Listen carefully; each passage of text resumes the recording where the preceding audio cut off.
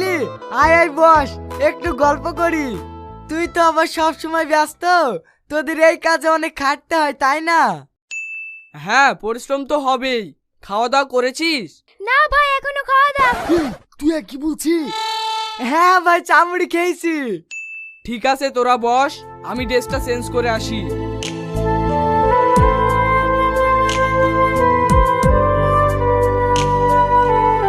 এই, তুমি এখন ওদেরকে খেতে দাওনি?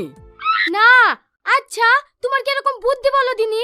এরকম চাষার লোককে কেউ বাড়িতে ঢুকায়? পোশাক দেখে গা ঘিন ঘিন করছে, তুমি রাস্তা থেকে বের করে দিতে পারোনি? আরে আমি তো সোহেলকে বাইরের ঘরে বসানোর জন্য বলে গেছিলাম, এরা উপরে আসলো কি করে? আমি তো ওসব কিছু জানিনি।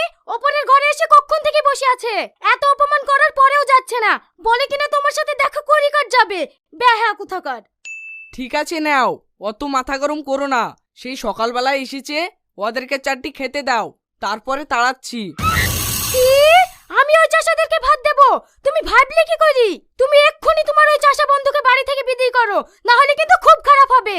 ঠিক আছে ঠিক আছে, তুমি একটু চুপ করো, আমি দেখছি। তোরা সন্ধ্যা 6টার ট্রেনে বাড়ি যাবি নাকি? টাইম তো আবার হয়ে আসলো, তাড়াতাড়ি বেরিয়ে যা, লেট হলে আবার ট্রেন মিস করবি। আরে না না, আজকে বাড়ি যাবো কেন? দুদিন থাকবো বলে এসছি। এখনো তো তোর সাথে গল্প করাই হইলো না। ও, দুদিন থাকবো বলে এসছি না? ঠিক আছে তাহলে থাক। এই, তুমি আর কি বলছো? থাকবে মানে?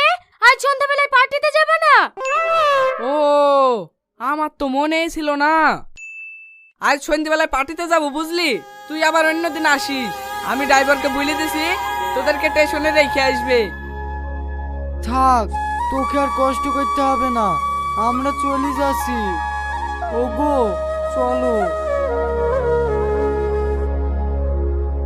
এই রিয়াজ, তোর এই ব্যাটিগুলো নিয়ে যা, আমাদের এখানে কেউ খাবে না। কেউ যদি না খায় তাহলে ফেলে